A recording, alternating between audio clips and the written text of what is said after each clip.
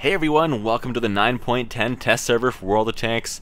And wow, we have a pretty significant update this time around. Not as big as the big old 8.0 was, or the new physics will probably be hopefully soon in the next couple updates, in my opinion. But we have a lot of new vehicles and a lot of HD vehicles. So first off here, you can see the Japanese line. The whole medium, well, starts as a medium and then very quickly changes into a heavy line.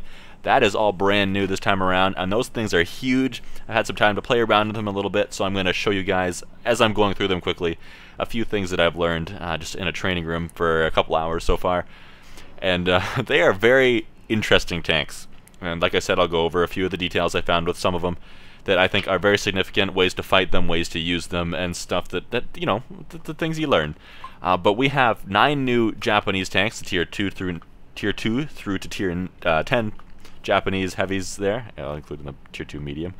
And then we have 20 vehicles reworked in HD quality. We also have the map Shire that's been reworked. So there's a few forts and other buildings set up. The river has changed, a few hills have moved, the usual stuff. It is a significant change though. They hope to reduce the amount of draws there, which is awesome. And they've also removed Hidden Village and Pearl River from random battle mode. So that being said, they're still in the game. You can still go into them in training rooms, and you could still, I imagine you can still get them in skirmishes, so your stronghold battles can still see them potentially. But those are maps that are kind of iffy on their balance, and they've tried reworking them before too, but there's been some meh issues. So here we have the tier 1, which I don't believe is even on HD. It doesn't look like it. That's just the, it was already in the game for a while. It came when the rest of the Japanese came. But we'll start out with the tier 2 here. And actually, before we do that, I just want to say there's going to be 2 other videos for this update. One, a tour of Shire, just because it has changed significantly, and things you might want to know are on there. At least you get a quick look at it if you can't, in fact, download the test server yourself for whatever reason. But by the way, too, if you want to download the test server and take a look at these tanks or try them out in the training room, if you don't know anything about the test server, well, you get a ton of gold, a ton of free experience, and a ton of credits just for the test server only. And then you just have to download it from the World of Tanks webpage, which I'll put a link in the video description for, so you can grab it yourself. And well, I forget everything else that I was going to say, but let's continue on. Oh yeah, another video I'm going to have is, this one's going to be just the new stuff, so the Japanese tanks here, and I mentioned some new features there, but we're also going to have in a separate video all the 20 HD tanks now, including the Type 59, which I happen to have in my garage. The only thing I don't have and can't get, at least realistically, or at all, I guess, is the Panzer II-J, which is some super expensive, really overpowered tank that originally came in some kind of box set for the game, I believe. But let's take a look at this thing. So let's, before we get going, let's just grab something like the TOG. What am I doing this? It's a British tank, not a Russian tank. It's right here, if I can click it. Alright, so there you have the TOG, as you saw when we were zoomed in there. It fills the screen quite well. Well, here's something that I want to show you if you know nothing about the Japanese tanks so far. So keep in mind how long the TOG is, how far it goes to each end, and how tall it is. So we'll line it up. So it goes to about the bottom of that poster behind, hits the light there, if that really counts, and it goes back about yay far. Let's click on the tier 10 here. Yeah. And just in case you're thinking, oh, it's a tier 10, it's going to be huge. Let's look at the tier 5. Not a whole lot tinier. So here's a few things that I have quickly noticed. So keep in mind not only the height of the tank here, but the height of the gun. Because remember, you're in a really tall tank. You have to be able to shoot down at tanks. Can you imagine if you have a little scout sitting beside you? You're never ever going to hit it. But here's some things about this. So before I'll show you all these tanks a little bit closer momentarily, but so here's how high the gun is on this one. Note that it goes at about the bottom of the window there. Yeah, bottom of the window. And then we'll go down to the tier 9, which is almost identical. You can see that just the back of the tank is a little more squared, a little bit bigger on the tier 9, which, by the way, these things are pretty well armored, and they have some reasonable sloping on the front, which we'll look at soon too, and the side skirts are pretty tough. They're really tough tanks to hit. For example, if you're shooting with the firing, if you're using the FV215B183 or its brother, which is I think the 4005 with 183mm guns, firing Hesh rounds at the thing, you're going to have a horrible time penetrating. As far as I can tell, firing at it from the front with the 183, this is not going to penetrate with Hesh rounds. The frontal plate, the driver's hatch, good luck. And the commander's hatch, you'll probably be able to get through. But some of the hatches on these things aren't even that weak themselves. And if you see one side scraping, hit this part here. Hit the corner. That's always a great spot. But anyway, back to this. So the top of the gun goes to the bottom of the window there. Tier 9 looks almost exactly the same. The Tier 8, the gun actually goes up higher. And we're going to revisit this Tier 8 because I've learned some interesting things about this thing. And going to the Tier 7, it actually gets a little bit higher. Kinda, not really, but it's at least the same height. So these tanks are so stupidly tall. And then it starts to go back down a little bit, but only just. Then you get to the Tier 4 and it's actually a normally sized tank. But, oh my god, can you imagine being in the Tier 7, for example, here, and then I was going to say an ELC. That's a little bit, that's pushing it a little bit. Let's take a look at the T71, which has been reworked in HD this update, by the way. So there's a sneak peek before the video, and I'll talk about it a little bit more in that actual video. They want to change the name to the T71E1, which I don't think it has been here yet. It still says T71. Can you imagine a T71 sitting beside your Japanese heavy? I mean, look at the T71. If I put it up to the top, to the bottom of that poster right there, your gun, the T71 goes up to about the top of the hull.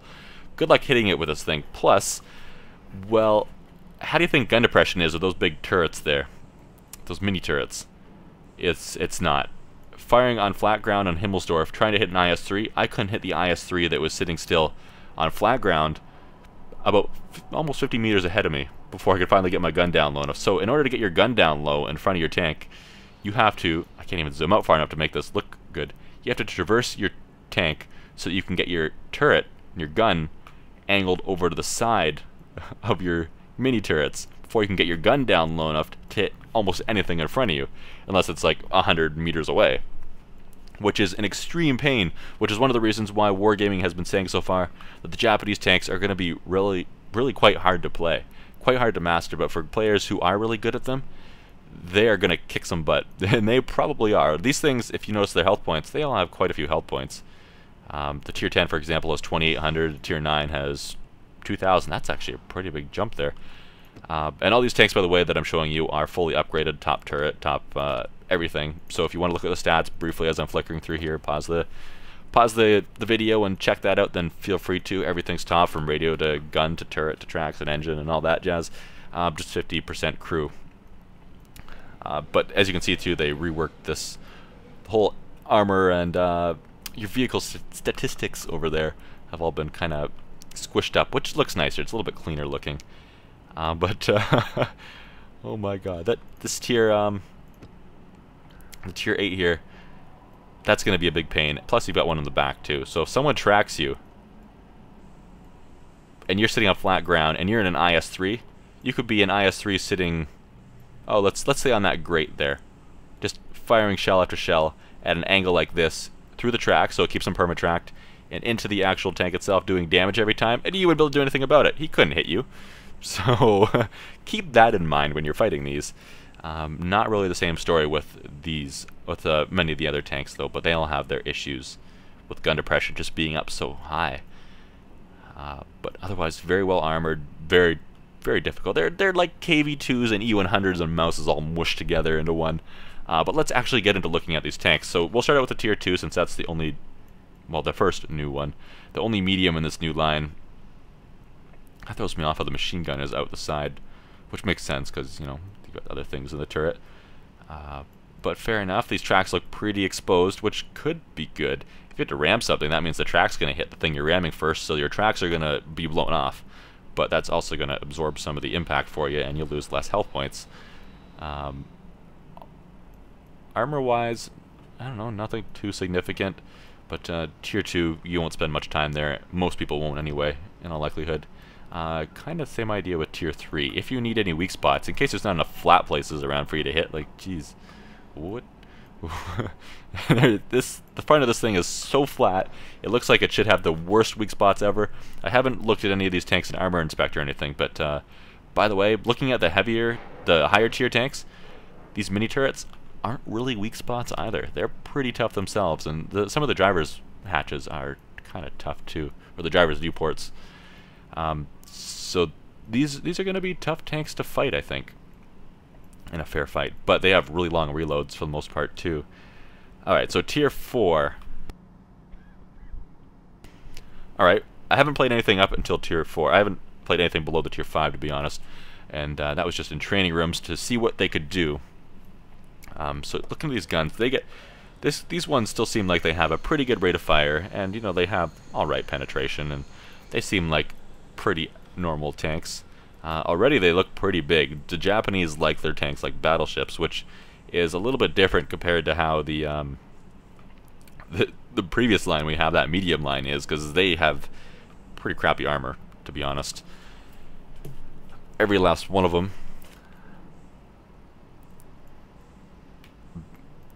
All these tanks, especially as you get up higher, you'll see they all have lots of shell craters in them, and well, I can see why. If these things are fighting in real life, I would expect them to take quite a few hits before they finally went down. Look at the size difference.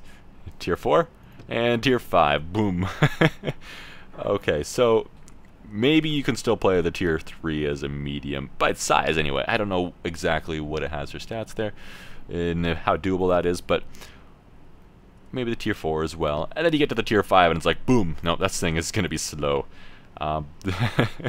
This big flat part is going to be very interesting to see people look at. I think this front plate here, if it is 75 millimeters thick, then that is a reasonable amount of armor, but it's nothing significant. But then you get up to tier 6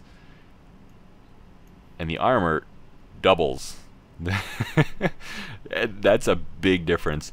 And if you look at the tier 6 here, 15 centimeter and 10 centimeter guns, well, this thing fires like 3 rounds per minute. So your reload time is, doesn't say my actual reload time here without my XVM mods, without XVM, but it works out to something like a 22-second reload. Most of these Japanese tanks have like the heavy tanks have like a 20-something second reload, at least with the bigger guns. I haven't messed around with all the guns yet, of course. But oh my, but these tanks are pretty neat. They all have turrets on the back. They are battleships. Even the little license plate, the tail lights, that's not really a tail light, but the red light does not light up at any point, as far as I could tell. And as your tank is moving, that kind of threw me off on this tank at first, is you can see the tracks moving through the exhaust, through the hole in the top there. But these things, they have really heavy side skirts. This, for example, might be good for side scraping. It doesn't have that weak corner like the tier 9 and 10 did that you can hit if it's side scraping at you. So this would probably be a great tank for doing that. A lot of these will be. Then you get into the tier 7 here. Well, I fought the tier 7 with my KV-13. I was using heat rounds or hash rounds? Heat rounds, I believe it is. The premium rounds. Firing at the back of this tank, point blank, like pressed up against it. They all bounced. The only place I could penetrate on these, and I'm finding this to be a very common thing, if you have to shoot at these tanks, you're going to have a harder time on a lot of the backs of them than you are on the sides. However, when you shoot at the side, you have to make sure that, well, some of the sides of the turrets are pretty tough too. And the side skirts here, well, do you really want to fire through the side skirt, then through the track, and then into the tank there? Not really. Just fire at this part, at this panel along here. That is your big weak spot that you want to hit. The side of the engine compartment, I imagine, is quite weak as well. But this is where I had my luck penetrating, when I couldn't penetrate literally anywhere else, including that commander's hatch. Maybe I got unlucky, but I couldn't penetrate the commander's hatch on the stationary vehicle. I couldn't penetrate these turrets. I tried hitting them at like 45-degree angles. Nothing happened, but KV-1S, or KV-13, sorry, doesn't have a huge penetration amount. A huge amount of penetration, so that's going to be very difficult. Moving on to the tier 8, this thing starts to look a little more serious. You've got a bunch of track links on the side of the turret, side of the hull, ladder, because it is a battleship, and how else are you going to get up there? I imagine it'd be very tough to to pull yourself up on top of the tank on your own, because, well, the thing's twice the height of you. And oh man. These are going to be very difficult tanks to play, but very rewarding if you can do it right. And then looking at the tier 9 here, which is pretty much the same as the tier 10. How's the armor compare? The tier 10 has 10 millimeters more armor all around, pretty much. So I decided to fight the 183, the FV215B 183, the tier 10 British tank destroyer. That can do 1750 damage average with each Hessian high explosive round. So firing Hesh at the thing at point blank, actually it was back about 50 meters, at the lower plate, they bounced. I fired a few rounds at this hatch. I never tried at the gun port there, but I fired a few at the driver's viewport, I imagine that is. They bounced. I didn't get a chance to try any flat shots at this side here. But the commander's hatch, if you can hit it, you will penetrate with 183mm rounds in that thing, the Hesh rounds. But look at this thing. It only has one track on each side, but there is 2 drive wheels on each side, so it's basically a double track, kinda. But looking at the width of the tank, you have, I'm going to use my fingers to measure, even though you can't see them. That's about a 4-finger width for me on my screen and at this zoom level, for just from here to here. So just the actual inside hull of the tank there. It's almost that big again for each side of the track. So really, you've got almost hardly even a third of your tank is actually the hull. The rest is tracks. So if you're looking at one and it's angled like this, shoot it here. Please do not shoot it here, especially if it's below or above where below within the tracks. You don't want to have to go through all those tracks and all that side skirt. That side skirt is thick. And then into the actual tank. Now just take a shortcut. Punch to the side somewhere. The turret itself is pretty tough. Firing at it with an E100, the derp gun. E100 isn't exactly known for its super high penetration, but most of them bounced off of it when they weren't aimed. So you've got to think about it. You've got to fight these things. You've got to treat them like they're an E100 or a mouse. Sorry, this is the tier 10 that I was fighting in all these instances, just to confuse you more. But you've got to think about these things when you're fighting them. They have a lot of health points. If you're going 1 versus 1 against them, they have really long reload times, so you can probably fire at least a couple shells before they fire back at you, depending on what you're driving.